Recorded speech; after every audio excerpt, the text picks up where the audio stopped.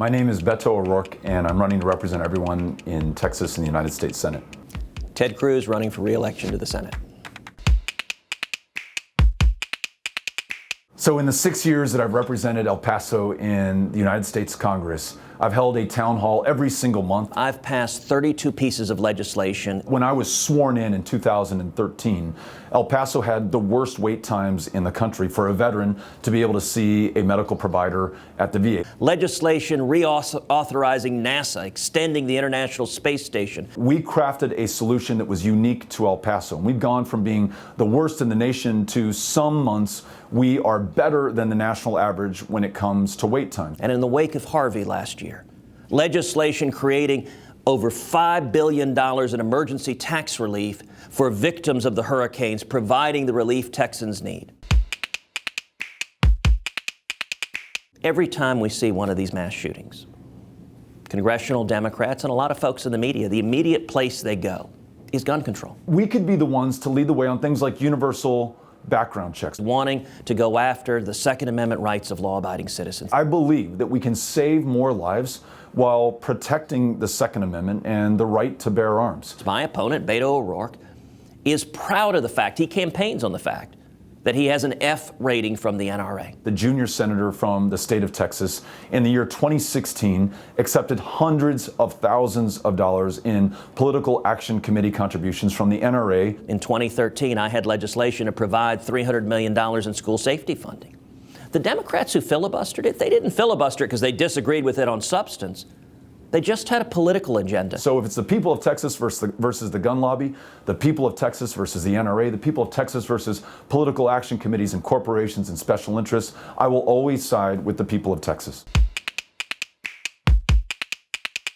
You didn't see the Democratic politicians bringing reporters in when it was President Obama who was locking up those kids. They're trying to follow our own asylum laws, and our president has broken faith not just with those people, but with our laws and the people of this country. The Democrats' approach has consistently been amnesty and release illegal aliens who are apprehended. That's the wrong approach. They come to this country, they leave their home, their comfort, their language, their culture, their country. Keep families together and follow the law. If we can get behind those two, we'll have bipartisan legislation that'll pass. We rewrite our immigration and our asylum laws to ensure that they match our values, our interests, and what we know as the defining border state. Beto O'Rourke supports Obamacare, and he wants to expand it to full-on socialized medicine to put the federal government in charge of your health care and your doctor. Even the most conservative estimates of universal health care over the long term show it saving the American economy trillions of dollars. And what does Obamacare do? Fewer choices, less competition, less option, less consumer freedom. We have the moral obligation to do this, and I also think it's the most fiscally responsible position that we can take. I have not given any thought to anything other than winning this election and serving the people of Texas as a full-time U.S. Senator every single day for the next 6 years. I am focused on the United States Senate. Can you commit to serving out your term? I will commit to serving every single day of my full 6-year term for the people of Texas. Then can you commit to serving out your term? You know, as we stand here today, the Texas Board of Education is getting ready to vote on a proposal, a recommendation they've received, to delete the word heroic from the description of the defenders of the Alamo. You know, a new movie just came out with Neil Armstrong landing on the moon, and they decided to edit out the planting of the American flag. We should be standing up for who we are as Texans and Americans. When we have injustice in this country, In Texas, we stand for the flag. when you have the largest prison population on the face of the planet, We put our hand over our heart. If you're in uniform, you salute. when African Americans represent 13% of the population of the United States, and yet they represent 1/3 of the fatalities in police shootings. Yes, you have a First Amendment right to speak, but you can do so in a way that isn't disrespectful to the flag and the national anthem. For people to peacefully and nonviolently call attention to that means that we're living up to our best traditions. I think that's just wrong.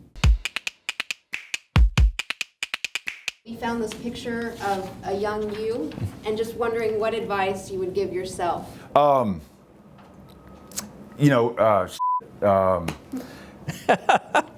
First, get a haircut. That's awful. Have fun.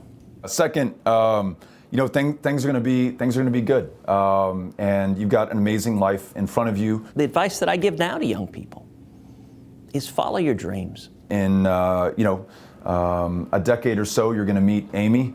You guys are going to have 3 amazing kids. Follow your passions. Think about when you go to bed at night. What is it you're thinking about? You now have the chance to run to represent Texas in the United States Senate. So when you wake up in the morning, what is the first thought on your mind? Whatever your passion is, and it'll be different. For every one of us, it's something different. But whatever your passion is, do that. Life could not be any better, and you're an incredibly fortunate young man to be growing into it.